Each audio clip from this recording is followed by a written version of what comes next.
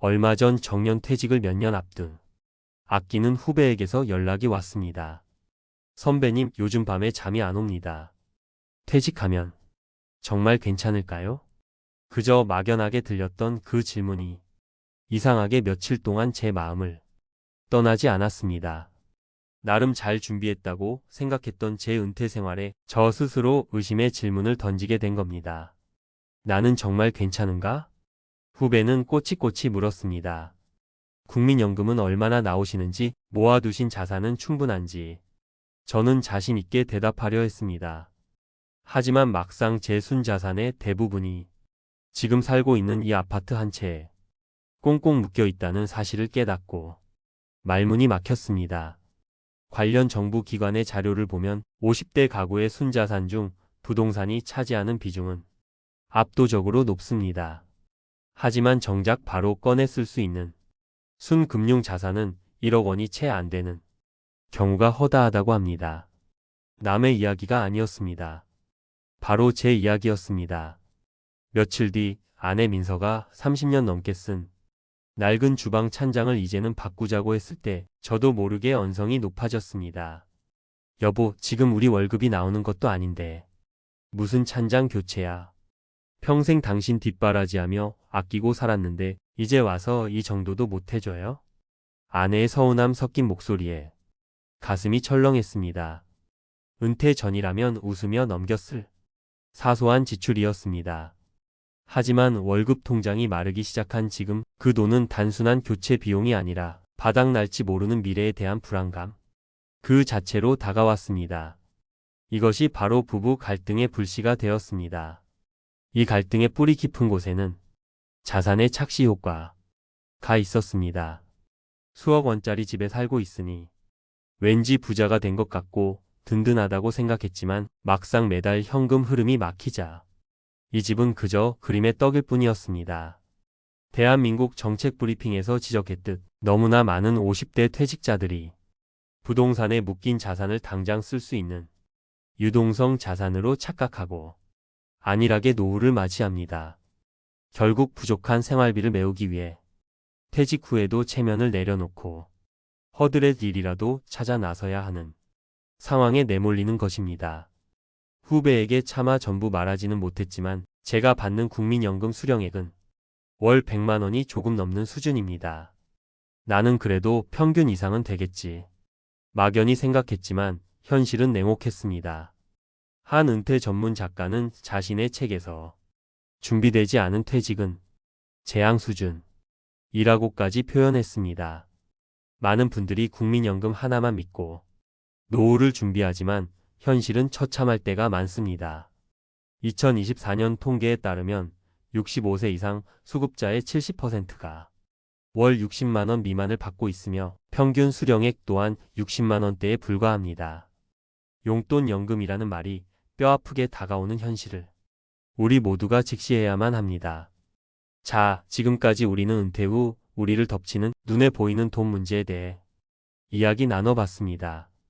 하지만 지금부터가 진짜 중요합니다. 돈 문제보다 더 예측하기 힘들고 더 깊은 상처를 남기는 보이지 않는 함정은 바로 우리의 가장 가까운 관계 속에 숨어 있기 때문입니다.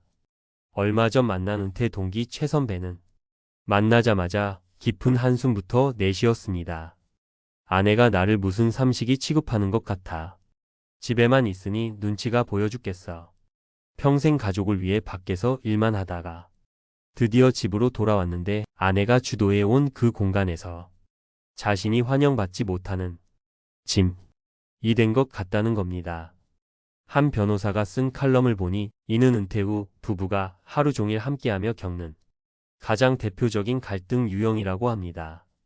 남편에게 은퇴는 마침내 찾아온 휴식이지만 여전히 집안일로 분주한 아내의 눈에는 그 휴식이 게으름으로 비치면서 서로를 이해하지 못하는 불편한 공존이 시작되는 것입니다.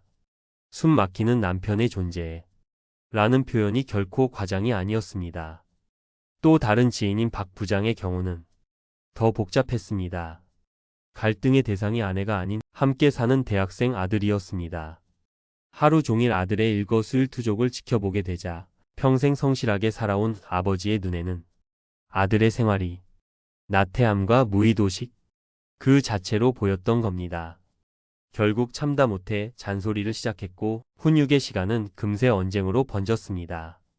그때마다 아내가 아들 편을 들면서 그는 순식간에 가족 내에 트러블 메이커로 전락했고 깊은 고립감을 느끼게 되었습니다. 여러분이라면 이 상황에서 어떤 선택을 하셨을 것 같나요? 돈 문제만큼이나 어쩌면 그보다 더 심각한 고통이 바로 이런 관계의 문제였습니다. 이 모든 갈등의 핵심에는 역할의 부재와 소통의 단절이 있었습니다. 회사라는 울타리와 부장, 상무라는 직함이 사라진 남편은 가정에서 자신의 새로운 자리를 찾지 못했고 가족들은 그런 남편을 어떻게 대해야 할지 몰랐던 겁니다. 은퇴를 단순히 일로부터의 해방으로만 여겼을 뿐 가족 관계를 재정립해야 하는 중요한 시기라는 사실을 간과했던 안일함이 결국 갈등을 키운 것입니다. 저는 후배에게 그리고 오늘 이 영상을 보고 계신 여러분과 제 자신에게 이렇게 말해주고 싶습니다. 우리의 은퇴 설계도를 지금 당장 다시 꺼내야 한다고 말입니다. 그리고 이 세 가지를 꼭 다시 점검해 봐야 합니다. 첫 번째 조언, 지금 당장 당신의 자산 목록을 다시 써보십시오. 그리고 목록의 맨 위에 있는 거주 주택에 과감하게 빨간 줄을 그어 보십시오. 그 집을 잠시 지우고 나서 당장 현금화해서 쓸 수 있는 돈이 정확히 얼마인지 냉정하게 계산해 봐야 합니다. 그리고 그 돈으로 우리가 몇 년을 버틸 수 있는지 따져보는 것. 이것이 바로 우리 은퇴 준비의 진짜 시작점입니다. 두 번째 조언, 오늘 저녁 배우자와 마주 앉아 돈에 대한 가치관을 공유하십시오. 낡은 주방 찬장 같은 사소한 문제로 서로에게 상처 주는 일을 막기 위해서입니다.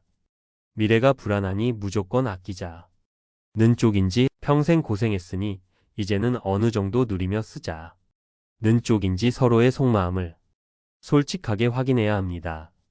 그리고 우리 가족에게 맞는 월 생활비 예산을 함께 정하는 과정이 반드시 필요합니다. 세 번째 조언, 은퇴 후 집에서 나의 새로운 역할을 미리 정해두는 것입니다. 거창할 필요 없습니다. 아침 식사 준비와 설거지는 내 담당, 일주일에 2번은 무조건 각자 외출해서 개인 시간 갖기처럼 아주 구체적인 생활 규칙을 만드는 겁니다. 수십 년간 굳어진 생활 리듬을 새로 조율하고 서로의 공간과 시간을 존중하는 노력 없이는 평화로운 공존은 불가능합니다. 관계를 성공적으로 지켜낸 은퇴 부부들은 모두 이런 노력을 통해 낯선 동거인이 아닌 새로운 인생의 동반자로 거듭났습니다. 후배의 그 불안 섞인 고민 덕분에 저는 안일했던 제 은퇴 생활을 제대로 돌아볼 수 있는 귀한 기회를 얻었습니다. 은퇴는 결코 끝이 아닙니다. 지난 수십 년간 쌓아온 나의 자산과 가족관계 그리고 나 자신이라는 사람을 완전히 새롭게 다시 설계해야 하는 인생의 가장 중요한 전환점입니다. 오늘 저의 이야기가 여러분의 은퇴 설계도를 조금 더 현실적이고 조금 더 단단하게 만드는 데 작은 도움이 되기를 진심으로 바랍니다. 불안을 넘어 기회로 만드는 성공적인 은퇴 생활을 시작하시길 응원하겠습니다. 오늘 내용이 마음에 와 닿으셨다면 구독과 좋아요로 저희 채널을 응원해 주십시오. 그리고 비슷한 고민을 하고 계신 분들이 있다면 댓글로 여러분의 소중한 생각과 경험을 나눠주시길 부탁드립니다. 여러분의 이야기가 또 다른 누군가에게는 큰 위로와 용기가 될 것입니다.